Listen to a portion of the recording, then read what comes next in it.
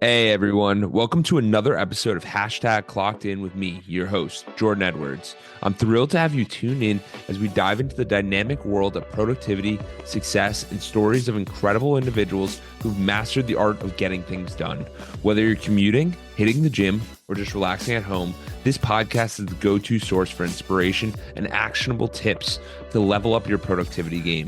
I'm on a mission to unravel the secrets of those who seem to effortlessly manage their time and achieve their goals. So if you're ready to clock in and unlock your full potential, you're in the right place. We've got a lineup of amazing guests, industry experts, and thought leaders who will share their insights and strategies to help us crush your to-do list and make the most out of every moment. Get ready to get inspired, motivated, and equipped with the tools you need to supercharge your productivity. This is Clocked In with Jordan Edwards. Let's dive in. Hey, what's going on, guys? I got a special guest here today. He's deeply invested in LinkedIn marketing. It's Indrek Poldvee. He's the founder of B2B Growth, which focuses on companies and personal brands on LinkedIn. Indrek, I'm so excited to have you on the podcast today because we're going to learn about Estonia, we're going to learn about entrepreneurship, and we're going to learn about LinkedIn. So, where did you get stuck? Like, why Estonia and what makes Estonia unique? Yeah, so first of all, really appreciate you inviting me, Jordan. It's fantastic to be in this podcast and yeah, so Estonia. So I'm pretty sure a lot of people have no clue about this country. I, I We traveled, I was Yeah, traveling for 7 weeks in Europe.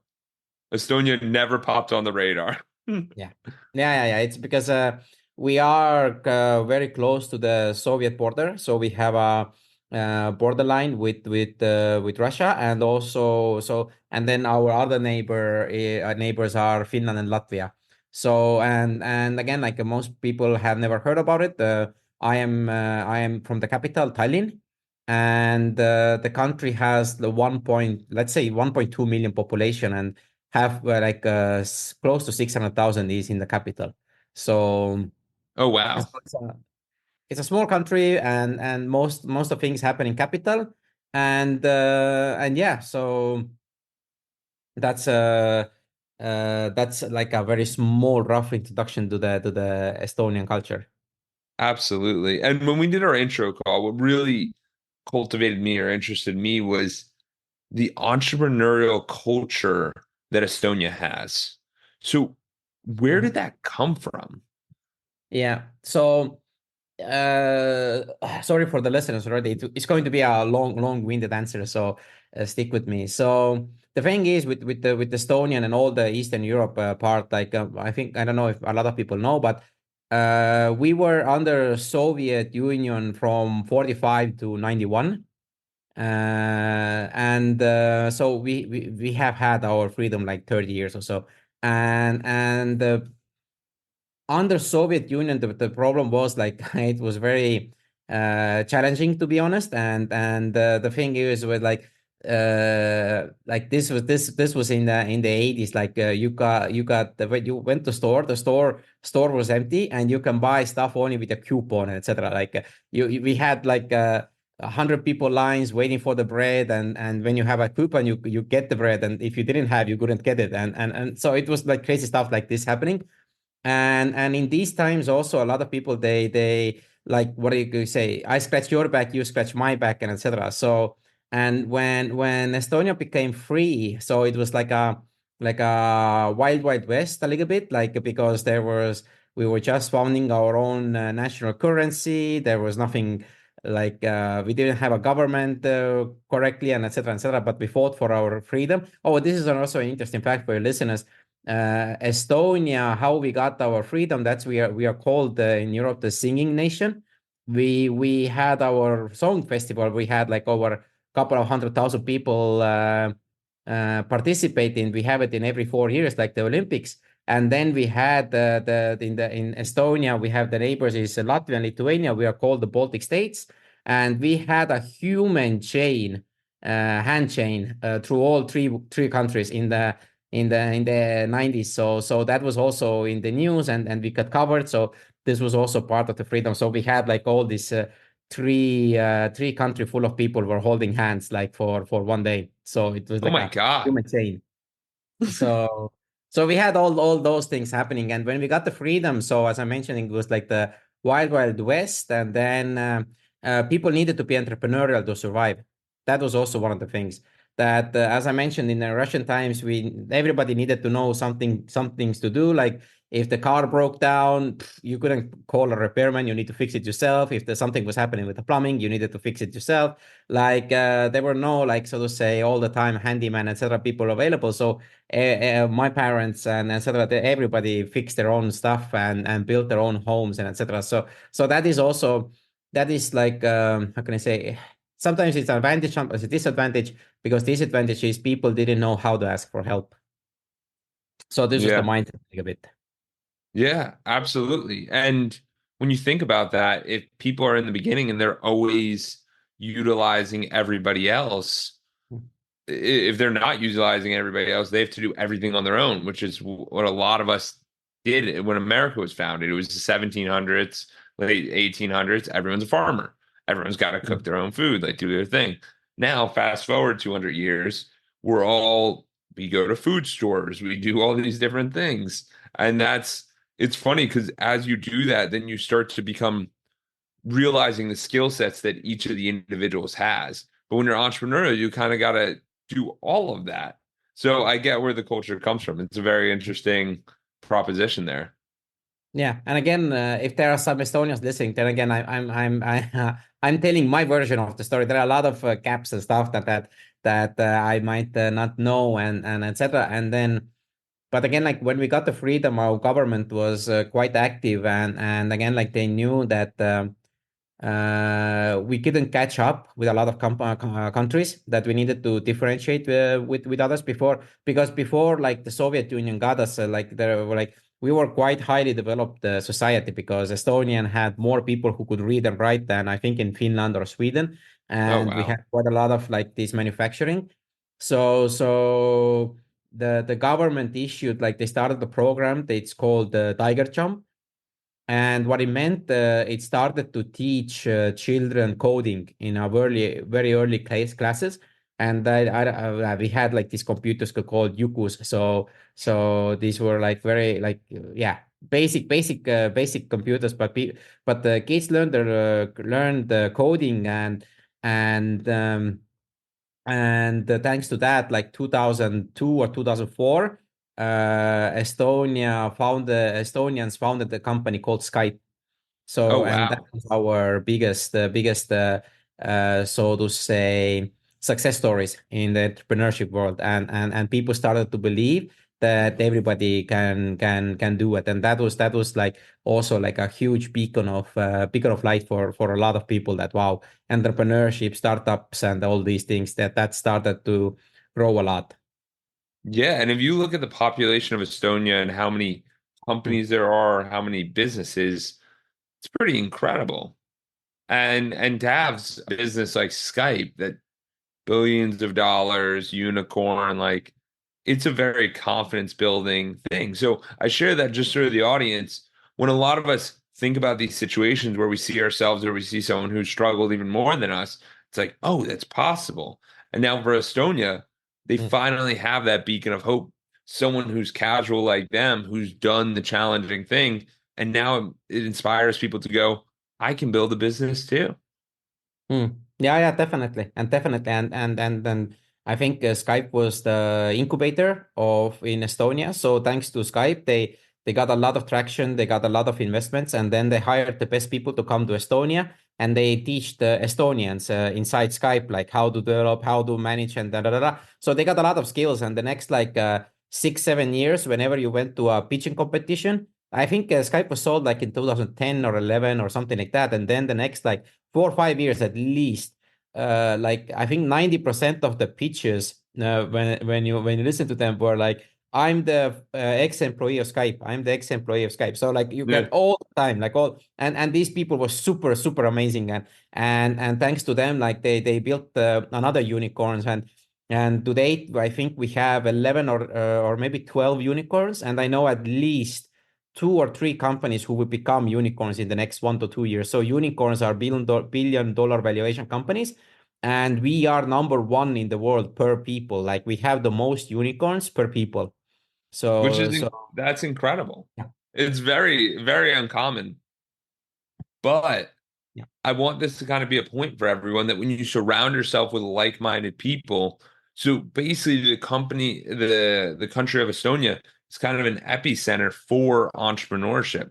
So if everyone is doing entrepreneurship, they're all sitting around there learning from everybody all the time, yeah. seeing these different ways of thinking, it causes people to level up. So for you, the audience, when you guys are listening, it's what groups or what communities can I get in to level up where I want to be at?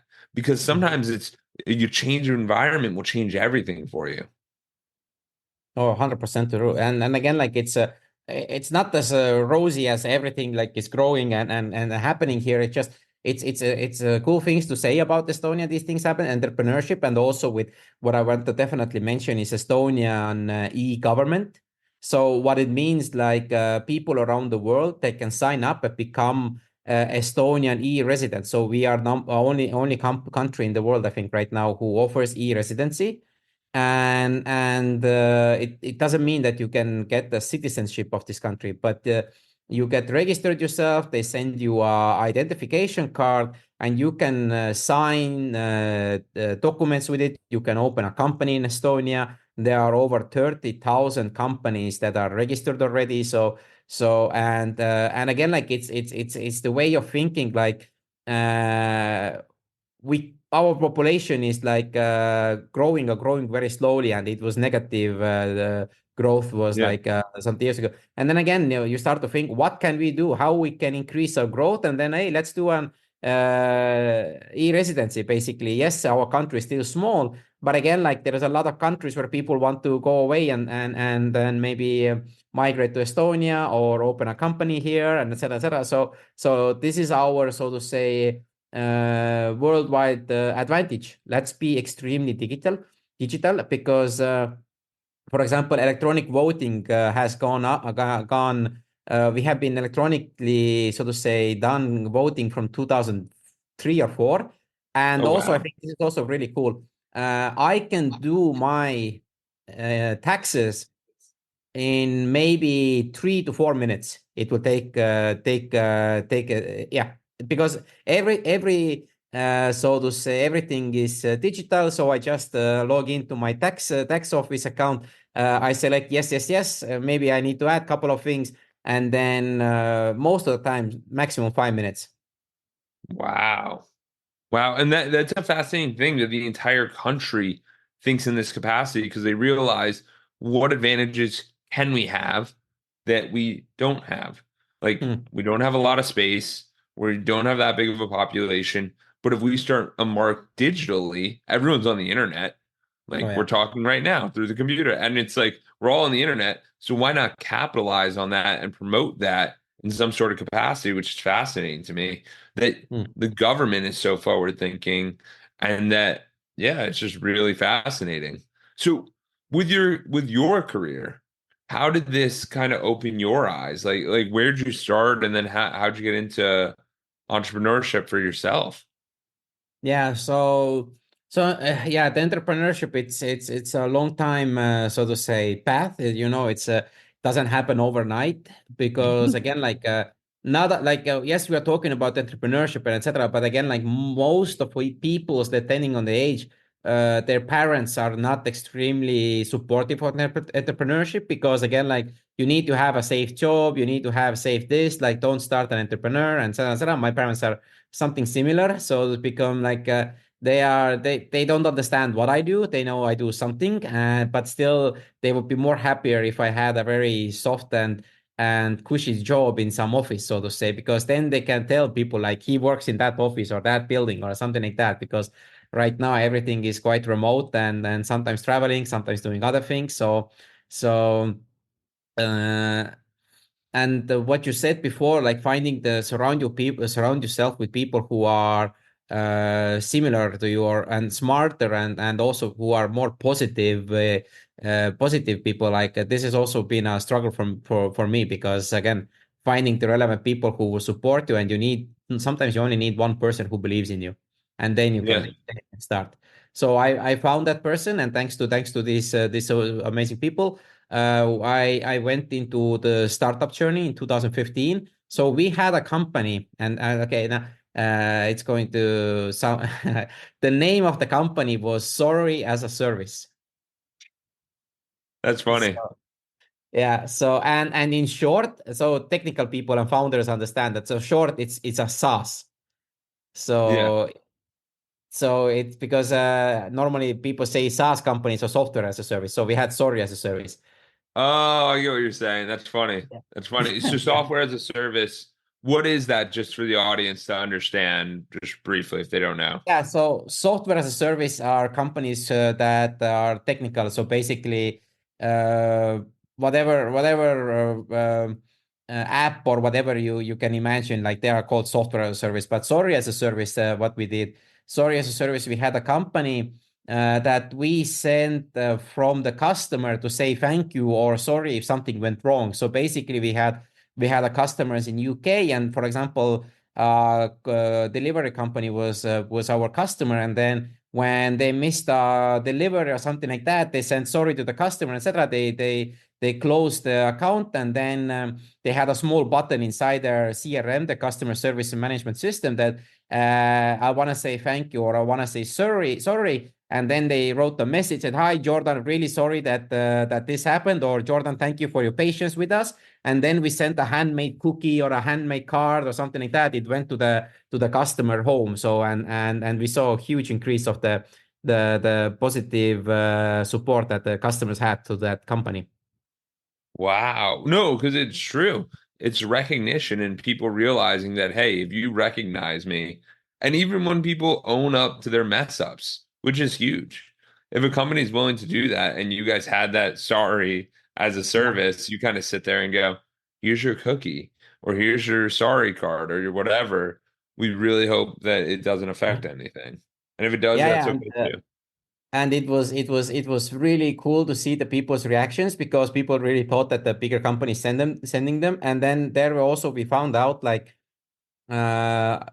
saying sorry, it's when you are in the UK, people say sorry about everything, like if they like, and it's so elevated, or the word doesn't mean sorry anymore. It's like people say whatever you do, like sorry, but it's saying sorry is actually a huge art to say sorry, because again, like if it's not your fault but the people think it's your fault, then I actually don't say sorry, and I say thank you for your patience.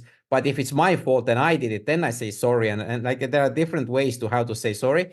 And also when you're sending something to people to say sorry about or thank you about, like thank you, Jordan, for having me this podcast, etc. It doesn't matter the value of what you are sending. It really matters that you did it by hand, or you hand. If you send like a $500 gift, or you send a handwritten note, the handwritten note actually is more emotional. The gift, you might go wrong, or you might go like randomly, and so if you send a gift basket and there is nothing, that's okay. But if you send a handwritten note and no basket, trust me, the handwritten note has bigger emotions than it's handwritten, because people think, wow, Jordan really took time, hand wrote it, and etc. And then and it's how can I say, it's still a huge advantage if you do these things in this digital age. Yeah, because a lot of people are going so above and beyond and they don't even consider it. And they're just like, you're a customer. Like what I end up doing is when I get clients or anything, or maybe I have to skip a meeting or something comes up or I'm away, I'll send them something just on Amazon because Amazon can do it in one day. And I don't need to hire a whole like sorry as a service. But it makes sense. And I would just pick an item out that once I get to know them a little bit, I'll pick an item that I think would be valuable. You can get there in one day. And I'm like, whoa. And people get their items and they're like, whoa, thank you. Like that made me feel good. And I'm like, there we go. That's all I was trying to do. Yeah, So yeah, it makes a lot of sense.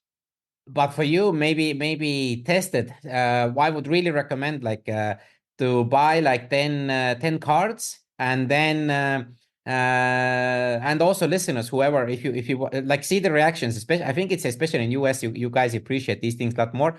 Like buy 10 cards, write a thank you note for your customers, for your so to say, people that you work together or with whoever. It doesn't mean like a matter like, but I take got him. 10 I got cards. Yeah, him. exactly. You have them. So take 10 cards. Just write a really nice thank you letter. Hey, I appreciate that you are in my life. I appreciate that or working with you. Just want to say really thank you. Put your name and mail it and see the reactions. The best thing that I did, especially with this new company that I have. I have a daughter, and when she was like 3 years ago, 10 years old, she likes to paint. So she painted. I told her, "Hey, I hire you." Basically, she painted like 6, 7 cards, and then I also, because my handwriting is quite terrible, ask her, "Hey, can you handwrite these things inside the cards?" And then we posted to my partners, and then they were really, really amazing. They sent thank you videos. They sent. Stuff back. So it was amazing because these are emotional things that you do, and you say thank you. You don't need to sell anything. You don't need to do anything. Just say you thank you, and trust me that. And if it's handwritten, it matters a It lot to goes people.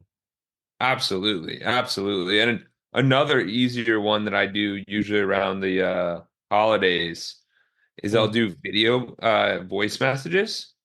So it takes 30 seconds. It's personalized. It's your voice, and it just give them some recognition. I'm not saying I'm selling anything, but just say, hey, like Jordan, like you're doing amazing. Like hope all is well. Like, and I would do that, and the responses mm, were insane because everyone always wants to mirror and match exactly. how you made them feel, which is funny. Um, Exactly. And another thing to just adding there is something we learned also. I do not recommend, the videos are amazing in holiday, but I do not recommend to send any gifts or stuff on the holiday stuff because the thing is, for example, I'm talking about the business to business partnership, etc. For example, if you're working with an agency or if you're working with a company, look at how many gifts they are getting in Christmas time. Everybody's sending them. They have like maybe infrequent. 20, 40, 50 gifts.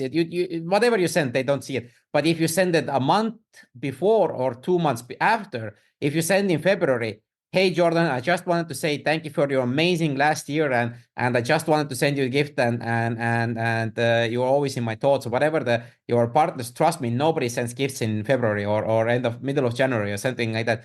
And because Christmas time is over and then a surprise comes. Trust me, it has much more benefits than you sending on Christmas time.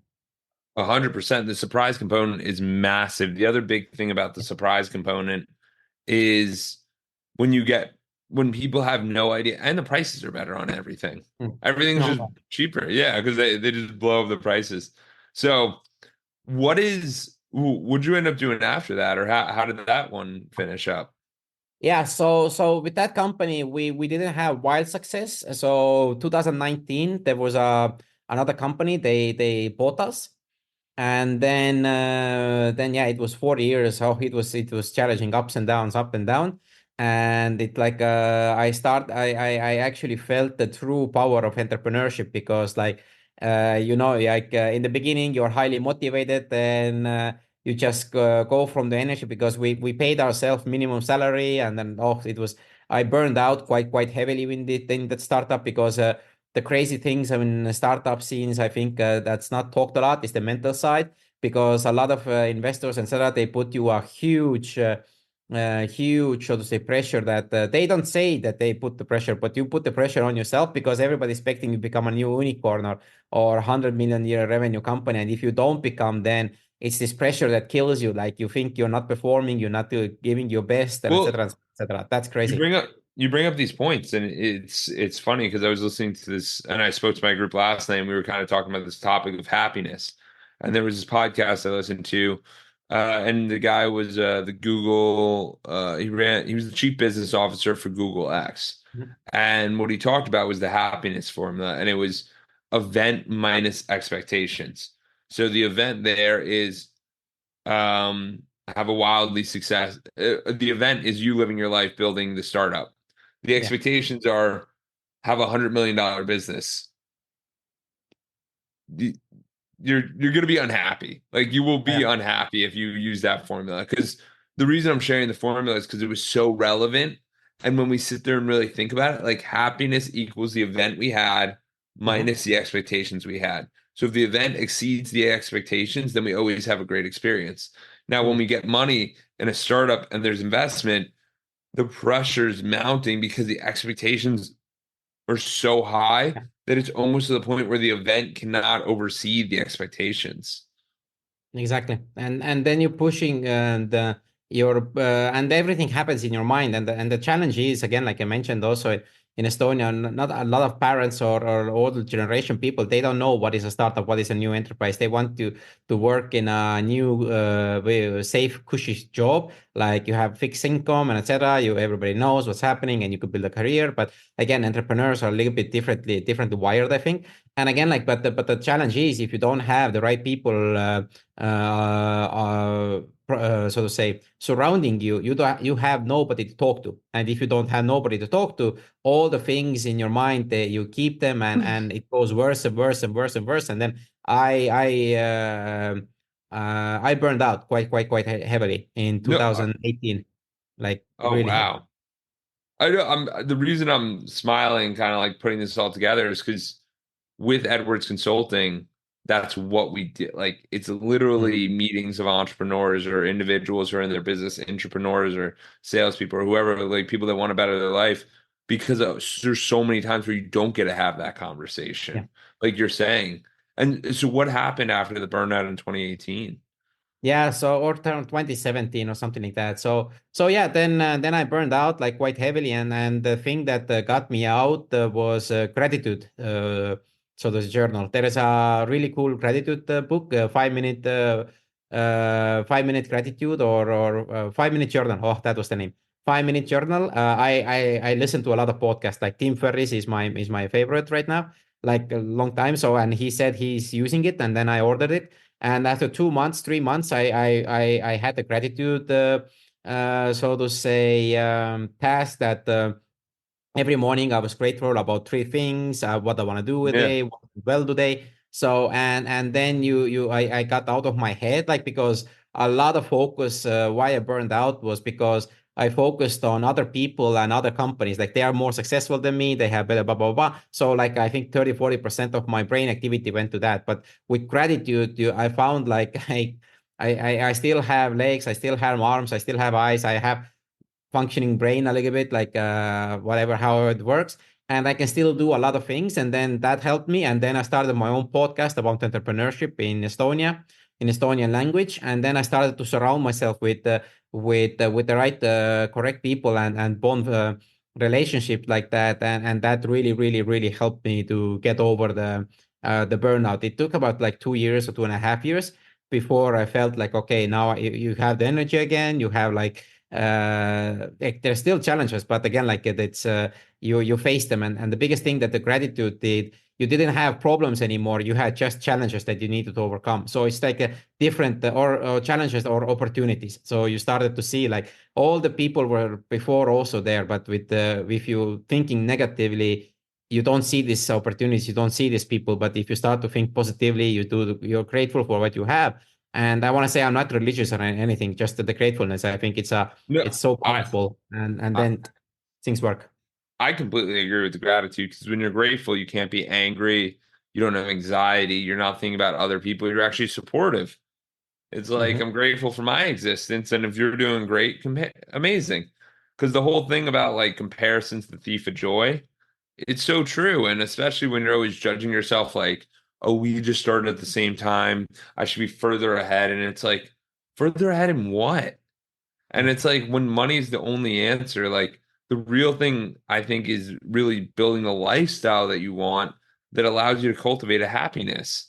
Because there's so many times where we focus so hard on just, I want to do this, I want to do that. yeah. Great. But like, how do you want to build the lifestyle you want? So how did you start taking Mm. steps in those directions? Yeah, so again, like I 100% agree with you, and again, like it was the gratitude. The thing is, like you started to do new things, and then you enjoy the journey and not the mountain you conquer. And then the thing, it doesn't mean you don't have ambitions. It's just if you don't achieve these things that you wanted, it's also okay. You say like it's I still, and that is why I'm mentioning Tim Ferriss. I think I have many quotes from there, but I really loved his way of thinking of life is for example, if you start a new project or if you start a new company or you invest money in something and let's say it goes horribly, you have an amazing story to tell. If it goes well, then you have okay story to tell because all the stories that where it's a happy ending, these are nice to hear, but all the best stories are when you have failed miserably or when you and also the thing is I really so to say remove the word the failure or failing from my vocabulary and I'm it's all experimentation, so life is experimenting, so this is the thing, like I'm experimenting a lot, and right now also in what I do, I try to experiment every day something, so in other terms I try to fail every day a little bit because that is the fastest way you can learn. If you constantly test and see the problem, the thing is you need to learn from those things what you experiment. That is the main thing, that you always need to learn from them. So this was my path also, so I started to learning, I started to do, and then 2019 we sold the startup, and then I started this new company B2B Growth, which focuses on LinkedIn. So that's basically. Yeah, it's incredible. And I think the major thing is just really focusing on how the perspective needs to be in the proper use and how it's not failure, but it's learning and it's also skill acquisition. Like a lot of us don't talk about that, but when you think about it, like say you went through something and it failed or it didn't work out the way you wanted to. Well, I did learn a new skill. And it's like, Mm, what skill did you learn? And like once we start realizing that everything is just skill acquisition, whether it's us on a podcast or it's learning Muay Thai or it's learning LinkedIn, or it's all just skills. And you only learn by getting reps. yeah. And once we realize that, it's like, okay, like that didn't work out. Cool. I learned a new skill and now I'm ready to apply that skill somewhere else. And it doesn't mean that you're like every time you have to restart. It's just as you put yourself in that brain of like, I need to learn, it forces us to grow and continue to progress, which I think is amazing. So I think that's awesome. So for you, what was the idea around B2B growth? What were you thinking and like how's it been and why LinkedIn? Where's Mm. the opportunity there? Yeah, yeah. No, and the points, that the opportunities that you mentioned is so true because again, like I think a lot of people don't have the mindset of I see it a lot. Like people say, "Oh shit, I failed and I'm not good," and the inner talk that you start in yourself, that's like I had it also, A great and indicator, yeah, the it's way you so speak to so yourself. crazy. Exactly. Yeah. It's so crazy how people, and I totally understand that because I had the same, because like if you will approach me 2016 2017 talking about gratitude and all this, I would say, hey, like go and talk to somebody else. Like I don't believe in those things. And again, like and it is difficult to listen to people who say, oh, be grateful and everything is good and etc. Yeah, no, it's like challenges happen and shitty times happen, and it doesn't mean that there are no shitty times anymore. It's just you can recover faster from them. And again, like if you have a positive mindset, and the mindset is not like, oh, how I have failed, but actually how I can see an opportunity, it just opens up new possibilities. So I just wanted to Yeah, yeah, wanted to no, add 100%. that. I mean, the one other thing I was going to add is I think the biggest flaw that a lot of people have is their definitions. So, like, Yeah. we have definitions for a lot of things that are very vague, which cause us to kind of sit there and not know exactly what it takes or what it's required. So, like, one of the easiest ones I've been talking about a lot is like the good day versus bad day. So, like, when someone gives me their definition of a good day, it's like, here, you can do it. Like, what's your definition of a good day? For me, oh, just even if I wake up and have a smile in my face and just go, and that's already a good day. So that's it. That's the answer. There's some people you ask, what's your definition of a good day? And I ask and I share this with the audience because I know this is super valuable. Like you should go out there and ask someone what their definition of a good day is. And if they Mm, tell you like, oh, I have to work out, feel accomplished, sell a deal, do all this, then by the end of the day, you're like, dude, that's a lot to do. And like oh, that qualifies as a good day. And then when you ask someone like, what's their definition of a bad day? They'll usually mm, make it like super easy, like, I got angry. mm, That's okay. Like, but a bad day should actually be really hard to attain. So like for me, it's like, and Tony Robbins talks about this, it's mm, someone close to me passes away, that's the only time you have a bad day. Because like when people come home from work and they're like, this person yelled at me, blah, blah, blah, I had a bad day. It's like, no, you didn't. No, you didn't. Like, Mm. you didn't have a bad day. You had a great day, and there were some things that bothered you, and Oh you yeah. sat in there and didn't do anything. You let them bother you. So the whole point of this is that you have to take control of your life, and you create how you feel. So if you want to be upset, go be upset. But I'm letting you know that you create that. Oh So yeah, 100%. But it's easy to say that, and because again, like it's the same when you do a training and there are maybe 100 people listening, and then 99 say you did an amazing job, and for the feedback, and one person said, oh, gives a 1 out of 10, and the others are like 9 and 10s. You focus on the one. Like yes, 90% of people. So the thing is also with the same of the day-to-day life. If you have an amazing day, and then there is some person, somebody who will disturb all your day, it doesn't matter how amazing your day is, it's really really difficult to control that, and sometimes it's just letting it go. And because I think this is history is one of the best songs. Is, I don't know if you know the Disney's Elsa, the cartoon, and there she sings "Let It Go," the song. I have my daughter, yeah, we watched the movie 100 times, but I think the message of the song is perfect, because let it go. Like some things you cannot change, just let it go and let it go and let it go, multiple times in your head, and it goes away. Like if you can. yeah, yeah. And I think the other thing is realizing that you can only control you. Yeah. So like I Exactly. can't control how people react to me. If people react in a sort of way, but like once you come to the conclusion of that, it's like Mm. sometimes you say hi to someone and they tell you to kick rocks, and you're like, okay, man, that's Yeah. all good. Like, you have your own stuff going on. I'm not gonna get in the way of that. Seems like exciting Exactly. stuff. Yeah, no, Um, no, it's fascinating, and how you can develop. But again, like it's not as easy as you say. Theoretically, it's 10 times easier than practically. You need to put a lot of work on it, and I'm sure yeah, with your coaching and everything, there are still like you need to do the gratitude or journaling or whatever well, the methodology is. You need to do it. well, it's that, but I also think the idea is simple, like you said, but it's the conditioning of your mind. So as you wake up and you start applying this everywhere you go, like you have someone call, like I had some guy call me. I was calling different people, and he calls me and he's like, yeah, man, like, why'd you call me? And I was like, oh, to offer you this thing. And he's Mm, like, oh, well, I was never on your list. I didn't do that. He was in a very fast, aggravated state. I'm like, okay, man, no worries. Like, because you just have to realize, like, there's no point in trying to fight with everyone or fight with anyone. And it's just like, if they're not in the right place, they're not in the right place. But you just have to have an understanding that you can only control you. And if you want to work on that, yeah, fantastic. And like that's kind of all I'm offering. Because Indrek, you're right. It's not just flip a switch. I'm suddenly the happiest guy ever. It's like, no, it takes time. And like as you build up the skill set of mental resilience, pretty much, it like helps build you up. So I know we're winding down. Let's get into it. What's going on with LinkedIn? What's going on with B2B growth? I'm loving the way this conversation's going, by the way. no, great. No, same here. And again, like as I mentioned, like in 2019 when we sold the company, I didn't know what to do. I had like 3 months of so to say savings in Sabbatical. my bank account. Oh, So okay.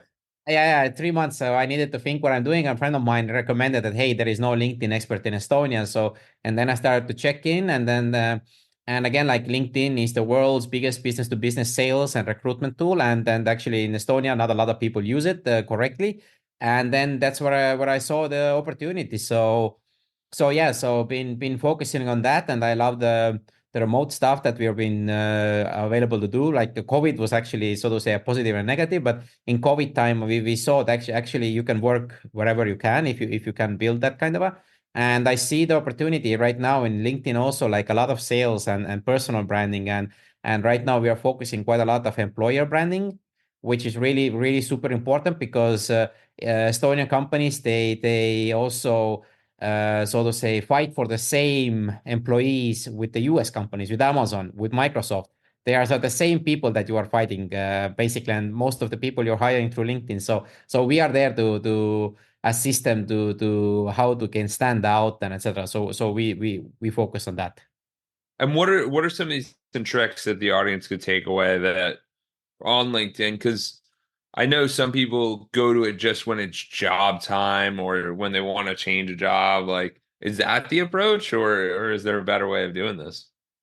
Oh, so yeah. So you don't want me to talk about the LinkedIn stuff. I can talk. I like then the podcast will go like through 3 or 2 days. So, but just to give you an example, because we're working with bigger companies, and one of the things that I see that a lot of companies they don't know is about company pages. They have very few companies have a strategic approach to company accounts, like who was the target audience, what they want to say, then writing it about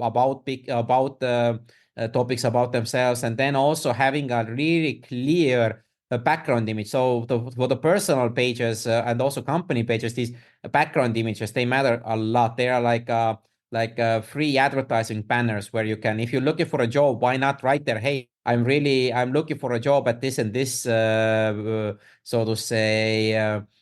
Job, or these are the titles that I want to go for. Like if a recruiter looks at your profile and see, hey, I'm really great at digital marketing or something like that, and I recruit, then I also apply to the job. It makes it a little bit easier. And what we see is with the bigger companies where we have done over 1,000 profile makeovers in the last 3 years, and the Oh biggest wow. thing is the background image and writing the right about section, etc. Because it takes about 8 to 9 hours to finish one profile, so to say, with the copywriting, etc. So it's not as easy to just, hey, I put a picture and then my profile is ready. So this is something I definitely not do not recommend, because it's an extremely strategic place, and also what I really need to think is the CEOs and the owners of the company, that they have really well written about sections and all the other things, because this is your online digital business card. Like, what is the online story about you? So what is the story that you want that your ideal audience will read about you? So having all these small things figured out, that I know it's again winded answer, but it just takes a little bit time. It's like playing chess with the people, and having a really cool online story. Absolutely. But it's the diving into it and realizing that, like, I wanted people to listen to that and be like, wait a second. Mm. What does that even mean?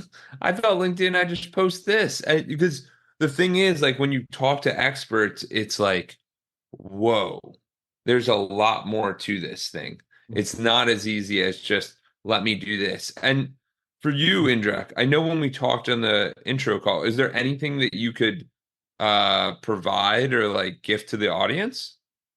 Yeah. More than happy. So people who are listening and they see that what I'm talking, or the LinkedIn stuff, it's interesting. Then I'm more than happy to give a free profile audit to people who want to connect with me, and then we can take the conversations. Because again, like the reason why I am in this podcast and hopefully bringing enough value is, again, I'm as you heard, Estonia is quite small territory, so I'm trying to expand into the US, and getting some trust in the US market also.